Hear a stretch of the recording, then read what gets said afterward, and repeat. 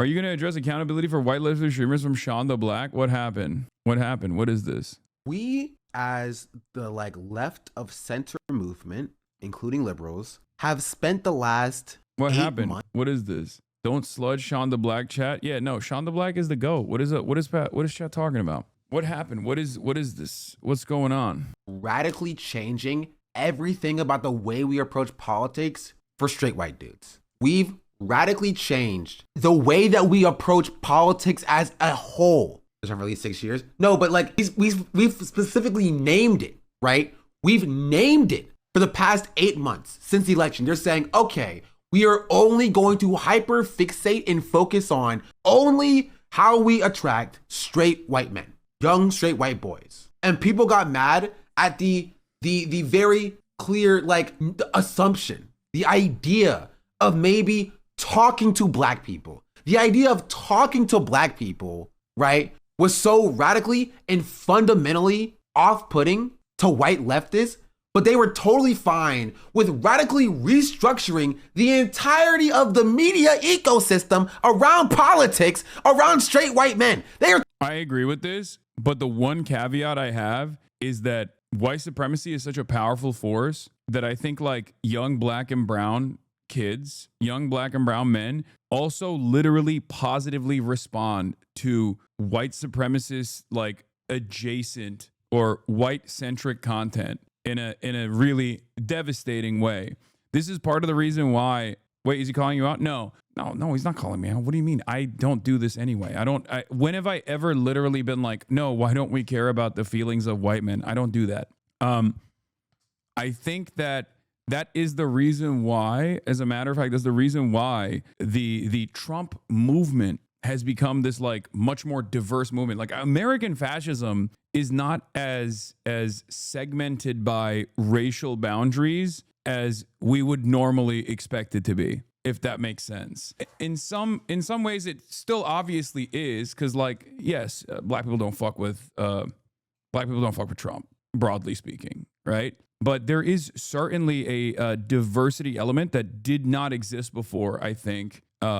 And I would go so far as to say it did not even ever exist in any other historic fascist movements.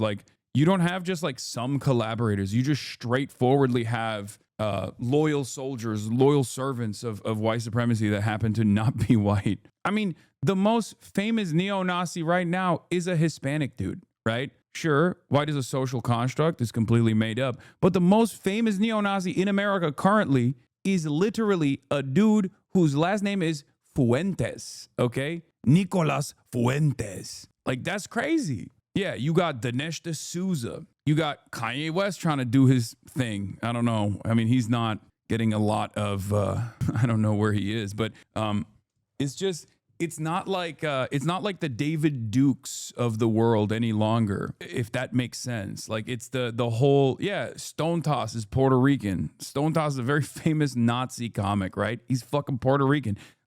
It's just, in a weird way, white supremacy has become more diverse as a direct consequence of how diverse America is. But on the inverse of this, people do respond to white-centric content and white-centric commentary, not only because the definitional socio-political construct of whiteness is constantly expanding to encompass that comfortable 60 to 66% of the population, no matter what, and therefore more and more people bracket under the banner of whiteness, but also at the same time, I think people just respond to that kind of edgy humor more positively. This doesn't mean that you should lean into it. This doesn't mean that you should, create a permission structure around being horrible little bullies to people on the virtue of someone's the color of their skin or their ethnicity, their background. Of course not. But I think it's important to still ultimately recognize where. When we're messaging, because that's what we do here, right? Myself, Sean the Black, everyone does this. That's the only caveat I would say is that it's unfortunately an unavoidable force that you have to be cognizant of. And I mean, this is silly for me to say to a young black man. He already is cognizant of this. Regardless, he lives it every day. Totally fine with that. Legacy media throwing away everything that they've known to be like, we need specifically and primarily a Joe Rogan of the left to talk to only straight white men, and everybody's fine with that. Everybody. See, that's the reason why I added the caveat, because like Joe Rogan's audience, I'm willing to bet, is fairly diverse, right? It's not just straight white men. Like, it might be like straight white male centric politics, but it's not. It's not. It's just like there's hella Hispanics in there. There's hella Latinos in there. There's black people in there. You know what I mean? It's definitely more on it's definitely more divided on the gender side than it is like racial politics. American politics is so busted, man. It's so busted. It's so broken.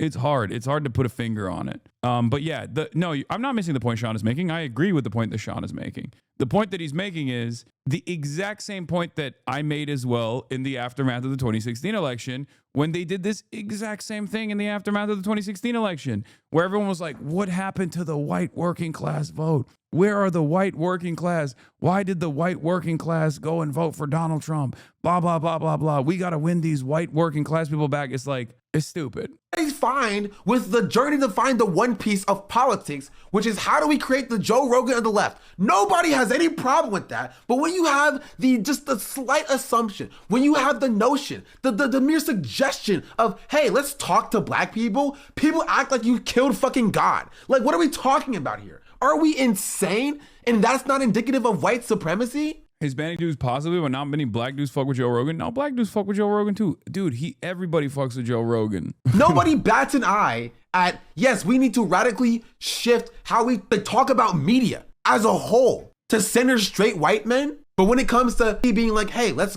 go to church and talk to black people, people are like, how dare you? How dare you? Oh, wait, why would people think I'm like disagreeing with Sean on this? This is literally what I've been saying nonstop. This was a big weakness for Bernie Sanders. This is something that I also personally recognize. You cannot expect people to literally listen to your message and understand it and internalize it just on the basis of your message being good or your policies being good. You got to go to where people are. You got to talk to people directly.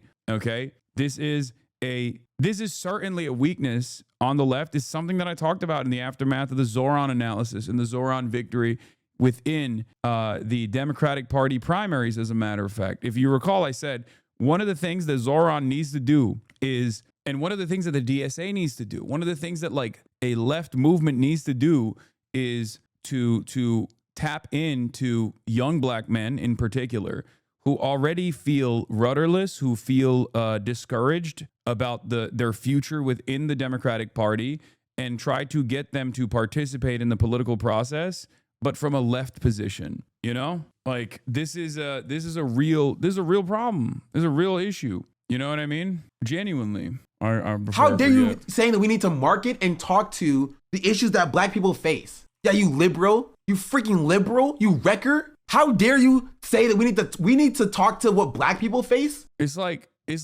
in a weird way, it still goes along with it still kind of goes back to the idea that like any sort of racialized politics is instantly supposed to be like liberal coded or something. It's not. Like, black people are working class too. You got to talk to them, you know? You got to. This is not, and this country has a long history of revolutionary black politics. It's been gutted and destroyed through violence, like direct state violence, right? Assassinations, prosecutions, and then there's a decent amount of co-opting as well. But ultimately, it is something that any working class movement has to focus on. You know, that's it. No, black people should just suck it up and be happy with the free healthcare, right? Then, like, the election happens, be like, wait, no, we have to speak to the needs of white people. We need to speak to the needs of young white men. Why is nobody talking to and reaching young white men? We need a Joe Rogan of the left that speaks directly to their issues. Look, the reality of the matter is, if you want to bring in people that are born into a system where they've never had to reconsider their stances and take certain things for granted, and understandably have developed like a white supremacist opinion or a transphobic opinion, you are going to you are going to encounter biases. You're going to encounter microaggressions, things of that nature. Okay. Trying to sanitize that if I were to try and sanitize every minutia, everything that happens both in this massive community and just in general on the internet, I would not be able to get across anything that I want to get across. I would not be able to cover anything that I want to cover. You know what I mean? And it would be utterly unproductive overall. This is the reason why there's a method to this madness, if you will. It would be a permanent stun lock, back and forth. But the goal for me is to, the goal for me always is to get people who are in the margins to no longer have these kinds of biases over the course of a long, extended period of time. And that's part of the reason why this community has grown so much over the past 8 years, because everybody at the end of the day has some kind of blind spot born out of their privileged position. I understand that. And it would be incredibly hypocritical of me to act as though that is not the case for every single person's starting position. Are you talking about yourself here? Of course I'm talking about myself as well. What do you mean? Of course.